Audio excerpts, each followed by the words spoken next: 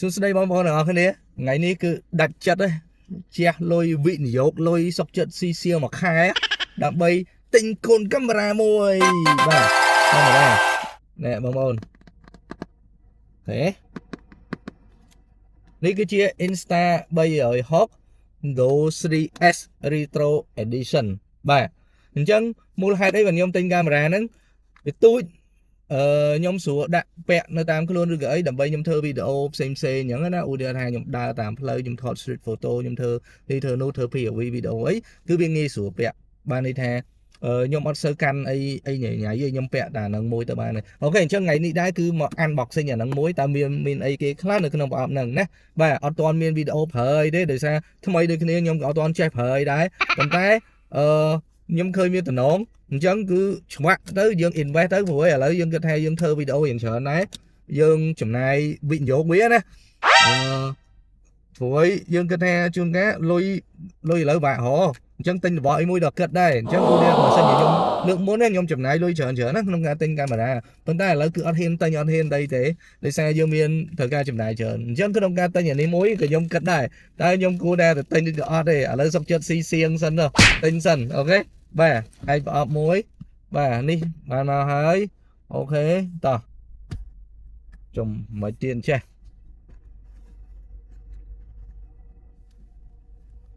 ចាំទេហេបើអត់ចង់ចេញវាថ្មីយ៉ាងហ្មងរបស់ថ្មីអូខេចាំមើលនៅក្នុងនោះមានអីគេខ្លះណាមួយឃើញអាទូចខ្ញុំវាខ្ជូតទៀតហើយណាមួយបើកូនខ្ញុំយកទៅធ្វើវីដេអូកូនខ្ញុំកាន់ថតក៏វាស្រួលដែរវាអត់ធំ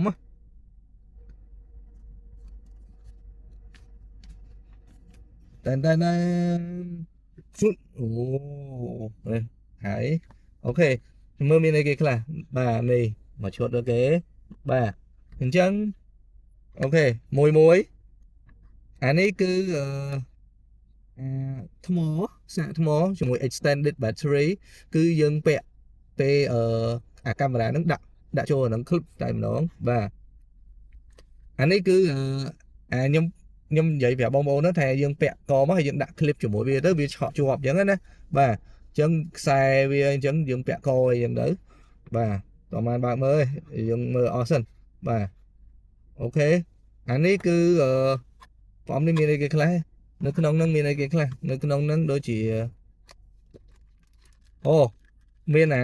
កំបោរពីលើមួយទៀតនេះកំបោរកាមេរ៉ាពីលើមួយទៀតហើយយើងមានខ្សែពាក់ដូចខ្សែដាក់ដៃអញ្ចឹងណាបាទហើយជាមួយនឹងខ្សែសាក USB C ជាមួយនឹង Type 2 USB 2អូខេតោះដាក់ចូលសិនបាទអូខេហើយអានេះគឺ manual របៀបប្រើ Insta 360 S បាទអានេះរបៀបប្រើគេខ្ញុំក៏អត់ទាន់ចេះប្រើដែរបងប្អូនអូជុំយ៉ាក់បើឆ្ងាយបាទអូខេឥឡូវគឺតួឯកបាទតួឯកយកតួឯកចេញសិនណែតួឯកមើល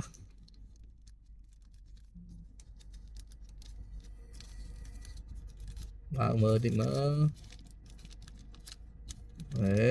បាក់មែនបើ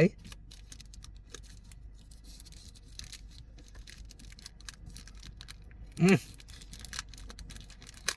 ខេបានហើយ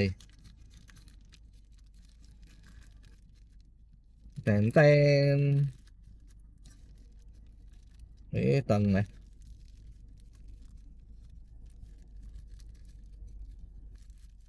បានហើយចេញមក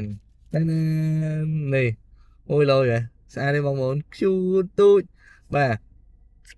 នេះកាមេរ៉ាគេបើនេះកាមេរ៉ានេះអញ្ចឹងខ្ញុំនិយាយប្រាប់បងប្អូនថាវាទូចអញ្ចឹងវាងាយស្រួលយកតាមខ្លួនណាខ្ញុំដាក់តែអញ្ចឹងយើងដាក់តែអញ្ចេះឬក៏វាឆក់ទៀតដាក់នៅកន្លែងដៃនេះគឺអានេះឆក់ទៀតពឹកអញ្ចឹងណាបាទហើយនេះស្បោវាញ៉ាអូខេបាទដាក់មកអញ្ចឹងហើយអានេះគឺ view finder យើងមើលពេលថតយើងមើលញ៉ាអូយលយអូខេដែរអូខេបាទលយអានេះក្រោមនេះគេដាក់មកបិទឲ្យលើចេះដើម្បីមើល selfie អញ្ចឹងលយអូខេនេះបាទអូខេ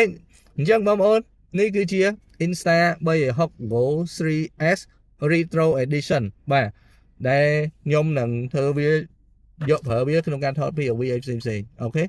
ហ្នឹងហើយអញ្ចឹងវីដេអូថ្ងៃហ្នឹងតែប៉ុណ្្នឹងឯងបងប្អូនអញ្ចឹងនៅក្នុងប្រអប់ហ្នឹងគឺវាមានតែប៉ុណ្្នឹងបាទវាមានច្រើនមានអីអញ្ចឹងណាហើយបាទហ្នឹងហើយអរគុណបងប្អូនទាំងអស់គ្នាអញ្ចឹងចាំមើលវីដេអូផ្សេងទៀតណាបាទថ្ងៃហ្នឹង unboxing តែប៉ុណ្្នឹងសិនជួបគ្នាក្នុងវីដេអូក្រោយបាយបាយ